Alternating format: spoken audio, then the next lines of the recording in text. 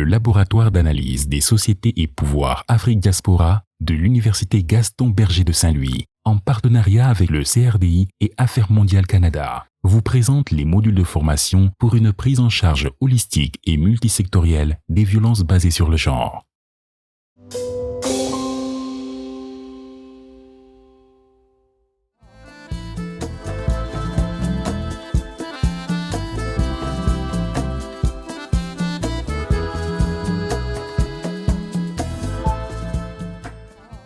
Bonjour, je suis Mamtcherno Aïdara, je suis le chef d'antenne de l'ONG La Lumière à Honda. J'ai le plaisir de vous présenter cette vidéo dont le contenu a été élaboré avec des experts de l'Université Gaston Berger de Saint-Louis et les praticiens de la justice, de la santé et de la protection. L'objectif de cette production est de mettre en place un modèle sénégalais de référence pour la prise en charge holistique des victimes survivantes de VBG, de l'institutionnaliser et de passer à sa réclamation auprès de tous les acteurs intervenant dans la chaîne de prise en charge. Je vais vous parler des différents protocoles liés au signalement de cas et au référencement des survivantes. À l'issue de cette présentation, vous saurez précisément c'est quoi le signalement des cas, à quoi il sert, qui peut le faire et où signaler. Vous comprendrez également ce qu'est le protocole de référencement et comment il fonctionne. Avant de commencer, il est important d'apporter quelques clarifications sur le thème de signalement.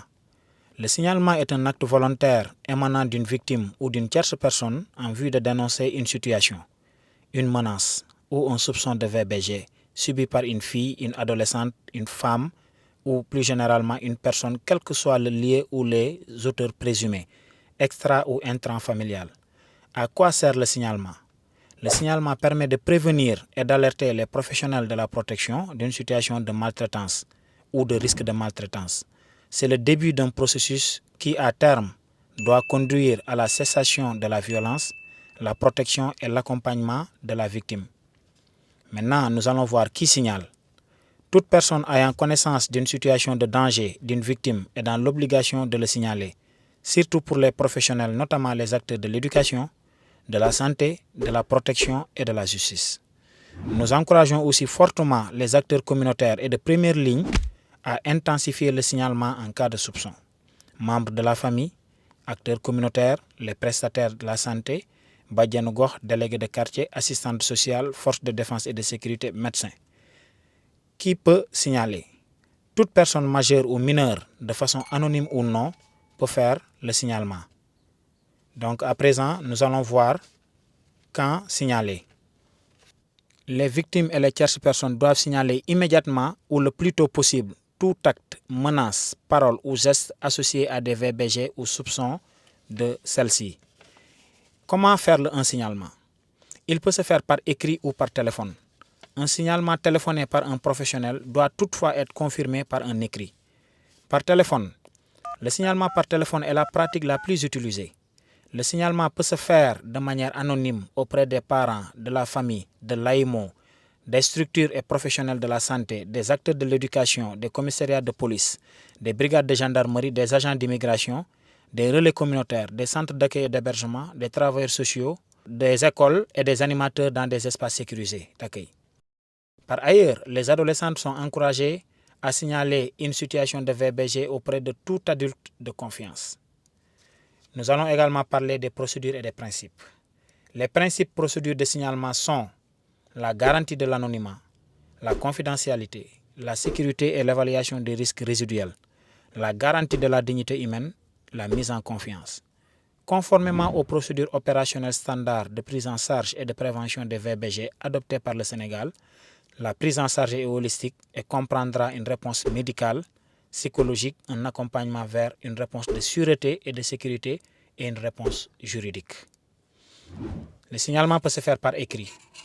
Chaque service ou structure doit mettre à disposition de tous ses agents un document type de remontée d'informations préoccupante. Doit y figurer les coordonnées de la victime concernée, identité de la victime, son âge, date de naissance, prénom et nom des parents, adresse. Le descriptif circonstancié des faits constatés ou rapportés sans jugement de valeur. Les éléments motivant le signalement. les services contactés, les coordonnées de la personne qui signale, sa situation, sa profession, les services, le cas échéant. Le document doit être daté aussi, signé par la personne qui signale et transmis dans les plus brefs délais à l'autorité hiérarchique. Le principe du signalement requiert la confidentialité, gage du respect de la dignité humaine des survivantes. Comment recevoir un signalement? Parmi les principes clés de réception d'un signalement, il faut mentionner l'accueil bienveillant et l'écoute active, la confiance dans le reçu du signalant, la non-discrimination, mais aussi référer à la bonne ressource, éviter l'improvisation et l'imposition de réponses, exemple réconciliation, encourager le dépistage qui permet une réponse rapide et réduit le risque d'exposition prolongée à des violences. Donc, dans cette situation, nous allons donner l'exemple d'une fille de 11 ans qui devait être donnée en mariage d'enfant. Une fois que ses pères, en tout cas les autres filles adolescentes de son âge, ont reçu l'information, aussitôt les filles ont fait un signalement au niveau du centre d'accueil. Dès que le signalement est acté au niveau du centre d'accueil, l'information a été remontée au niveau de l'AEMO. L'AEMO, c'est l'action éducative en milieu ouvert, qui est le service rattaché au ministère de la Justice. Dès que l'AEMO également est informé, l'AEMO a informé le procureur ou le tribunal pour enfants pour qu'une action soit diligentée. Et à ce niveau également, au niveau du tribunal pour enfants, le signalement, l'action a été diligentée auprès de la gendarmerie, qui par la suite également ont intervenu pour pouvoir discuter avec les parents, de dire qu'il faudrait respecter les droits de cette fille qui n'est pas encore en âge de se marier et qui doit poursuivre également ses études. C'est sur la base de cette intervention que la fille finalement a été protégée et aujourd'hui la satisfaction pour nous les acteurs de la protection de toute la chaîne, c'est que cette fille non seulement a été sauvée de ce mariage d'enfant, mais également elle continue de poursuivre tranquillement ses études à l'école. Nous allons vous parler du référencement. Le référencement permet à la victime de toute forme d'abus, exploitation, violence et de négligence d'accéder aux services de protection disponibles et de recevoir une réponse aussi adéquate que possible. Le référencement est le fait d'orienter la victime vers la structure adéquate en tenant compte de sa situation. L'AEMO, police, gendarmerie, centre d'accueil, d'hébergement, structure sanitaire. Le référencement doit permettre de déclencher une prise en charge holistique de la victime à travers l'implication de différents acteurs spécialisés. Le système de référencement renvoie ainsi à la relation de communication et de coopération, à la fois verticale et horizontale, qui existe entre les différents acteurs qui interviennent dans la chaîne de prise en charge des victimes survivantes de VBG.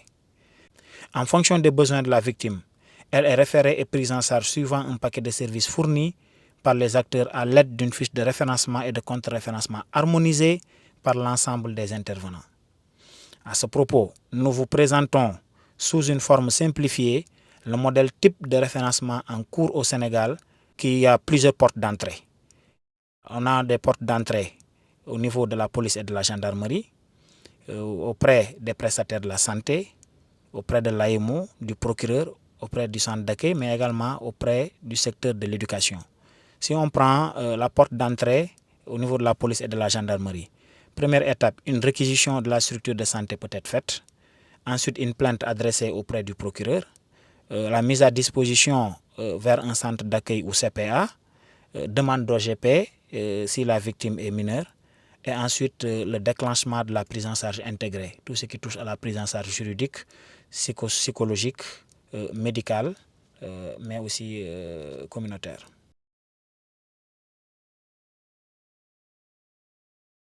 Nous sommes au terme de notre présentation. Dans cette capsule, nous avons présenté le modèle de signalement et de référencement au Sénégal pour les survivants de VBG. Nous espérons que ces capsules vidéo feront l'objet d'apprentissage auprès des différents acteurs intervenants et partenaires dans la chaîne de prise en charge et également serviront de support pour démultiplier le modèle au Sénégal et même dans la sous-région. Ainsi, ce modèle sera un guide harmonisé pour les centres d'accueil, mais également les professionnels de la protection. Et j'aimerais, avant de terminer, d'inciter en tout cas tous les acteurs qui interviennent dans le domaine de la protection contre les VBG de mettre le focus sur le signalement. Car le signalement est un acte important qui enclenche tout un processus de prise en charge. Nous encourageons fortement les acteurs institutionnels, les acteurs communautaires, les leaders religieux à vraiment faire le signalement. Parce que c'est comme ça que nous pouvons protéger les survivantes, les victimes, les femmes et les filles de tous ces fléaux, de toutes ces violences qu'elles sont en train de subir. Ce n'est pas difficile. On peut faire le signalement si on veut de façon anonyme. Vous pouvez ne pas vous présenter, vous pouvez ne pas donner votre nom, vous pouvez faire le signalement anonyme. Comme vous pouvez faire le signalement également par écrit auprès des services compétents. Ce qui est important pour la protection des signalants, c'est que chaque fois, il faut comprendre que les acteurs de la protection prennent en compte cette dimension de la confidentialité du signalant. Donc, le signalant est protégé par les professionnels qui reçoivent ce signalement. Donc, nous les encourageons vraiment à multiplier les actes de signalement parce que c'est des actes civiques, c'est des actes volontaires qui peuvent en tout cas protéger toute une génération.